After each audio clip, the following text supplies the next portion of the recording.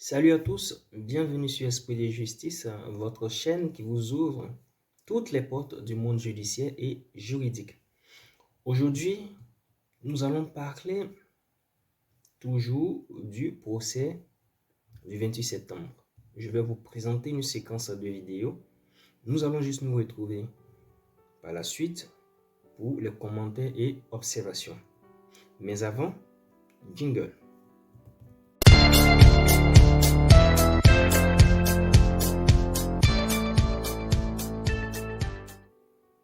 Comme je te disais dans la partie introductive, je vais vous présenter une séquence de vidéos. Vous allez suivre et après, nous allons nous retrouver pour les différents commentaires. Suivez attentivement et on se dit dans quelques instants pour les commentaires et observations. Oui, maître. Vous connaissez la beauté du procès pénal? La beauté du procès pénal. En tout cas, Que nous sommes en train de tenir maintenant par devant ce tribunal. c'est une beauté intellectuelle. Vous connaissez la beauté? C'est une beauté intellectuelle. Très bien. Voilà. C'est effectivement une beauté intellectuelle. Mais aussi et surtout, c'est bien le droit que chaque partie a. Chaque partie, je veux parler du ministère public, de la partie civile et de la défense.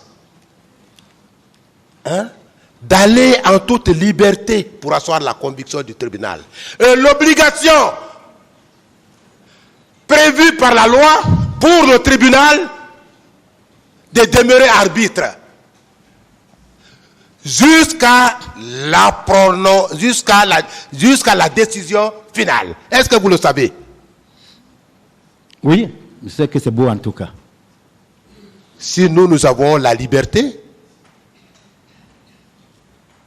d'utiliser tous les moyens légaux, le tribunal n'en a pas. Il a plutôt l'obligation de trancher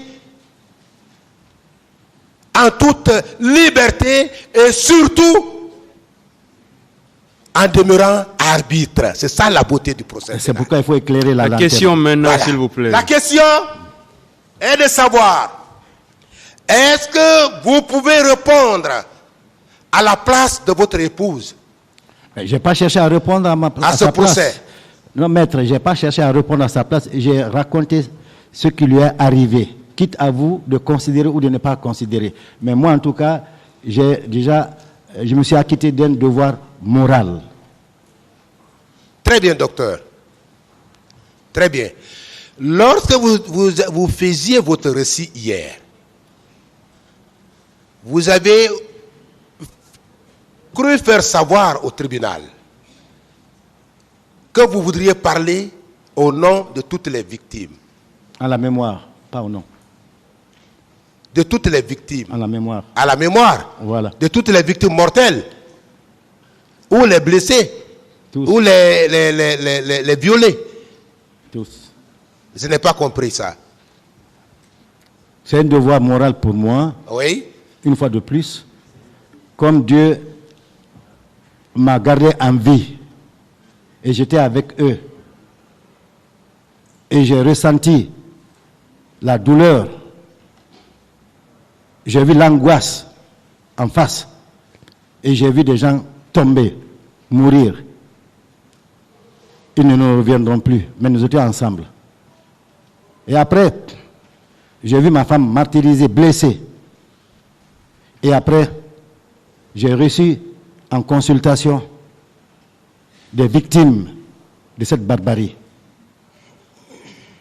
En tant que responsable à un certain niveau, ayant contribué à la sensibilisation, j'avais un devoir moral. Si je ne peux venir au secours maintenant, financièrement ou autre, de ceux qui sont restés et qui sont handicapés parmi nous, mais quand même de venir dire ma part de vérité, éclairer la lanterne de cet auguste tribunal, ou cette auguste cour, et si le peuple de Guinée m'entend, que le peuple de Guinée sache qu'est-ce qui s'est passé, sans passion. Voilà. C'est tout, monsieur. Merci, docteur. Et je voudrais vous poser une autre question, docteur. Oui, maître. Rectifiez-moi toutes les fois que mes propos n'étaient pas de vous. Rectifiez-moi toutes les fois que les propos que je vais avancer maintenant ne soient pas de vous. Oui, maître. Est-ce que vous maintenez que ceux qui ont massacré au stade du 28 septembre ne sont pas ceux-là qui sont à cette audience, là? Oui, les exécutants ne sont pas ceux qui sont là. Parce que j'ai vu Tchegboro, il n'avait pas d'armes. J'ai vu colonel Diaby, il n'avait pas d'armes. Ceux qui ont tiré, c'est les exécutants. C'est ceux qui ont reçu ordre d'aller massacrer. Merci. Et ce n'est pas eux qui sont là. Merci, docteur. Vous êtes vraiment un béni de Dieu. À cause de votre honnêteté, docteur. C'est vrai.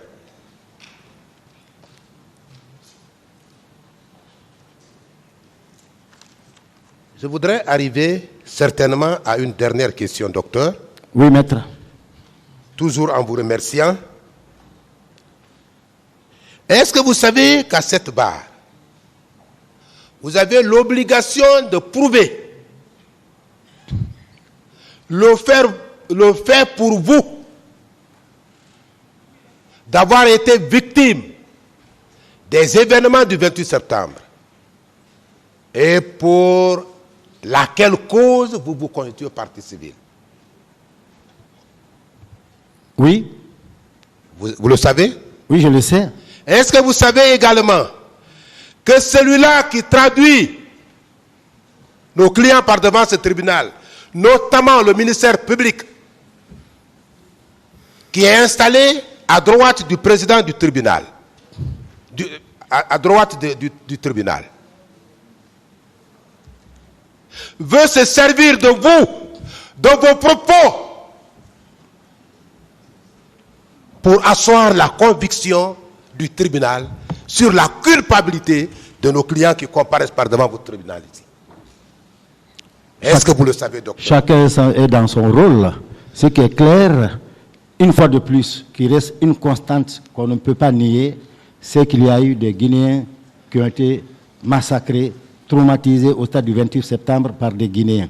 Et ceux qui sont venus sont des exécutants. Quels sont ceux qui les ont mandatés à aller faire ce crime? C'est à cette auguste cour de prouver à travers nos déclarations. Merci, docteur, et que Dieu vous bénisse. Amen. Monsieur le Président, j'en ai fini. C'est un monsieur qui est très, très franc. Monsieur le Président. Le but aujourd'hui n'est pas de faire de longues vidéos, je serai donc bref. Après avoir regardé la vidéo que je vous ai présentée, une chose a attiré mon attention. En effet, Maître Kélémou, pour moi, aurait mieux fait d'être enseignant. Il a les qualités d'un très bon enseignant. Voyez-vous, un avocat, ce n'est pas seulement maîtriser le droit. Il y a d'autres qualités. Et pour moi, ces quelques petites qualités font défaut. Quand je regarde un peu la procédure avec laquelle Maître Kélémou échange avec le témoin, il n'a passé son temps qu'à expliquer les procédures pénales. Pour moi, tout cela n'était pas utile. Pour moi, ce n'était pas utile. C'est en cela que je dis qu'il aurait mieux fait d'être enseignant. Parce qu'un avocat, ce sont des questions, c'est de démontrer par A plus B que son client est innocent. Aussi, confondre le témoin ou l'accusé, etc. Mais de là à expliquer ce qui est procédure pénale, ça devient beaucoup pédagogique. Ça sort carrément du contexte déontologique de l'avocat et je pense que pour ce coup, Maître Kélémou n'a pas fait preuve de bon sens. De bon sens et vous avez pu voir, même le président du tribunal étant obligé quelquefois de lui dire « Veuillez poser la question maintenant. Veuillez poser la question maintenant. » Certes, celui qui est devant Maître Kélémou est un intellectuel, mais il n'a pas besoin de tous ces thèmes-là. Il n'a pas besoin de connaître tout cela. puisqu'avant même de vous laisser la parole, on vous explique ce pourquoi vous êtes là, toutes les procédures. Donc pour moi, c'était vraiment inutile, c'était vraiment pas utile tout ce qu'il a dit. Il aurait dû poser de très bonnes questions, essayer de démontrer l'innocence de son client ou confondre le témoin.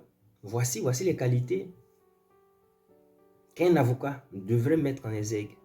Pour moi, sur ce cours, il a plutôt été pédagogue qu'avocat.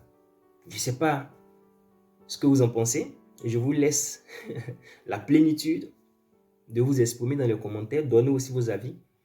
Je vais arrêter là pour cette vidéo. Je vous dis merci de m'avoir suivi. N'oubliez pas de vous abonner, partager, activer la cloche de notification pour ne manquer aucune de mes vidéos. D'ici là, on se dit à la prochaine pour une nouvelle vidéo. Portez-vous bien, Dieu veille sur vous. Je vous aime.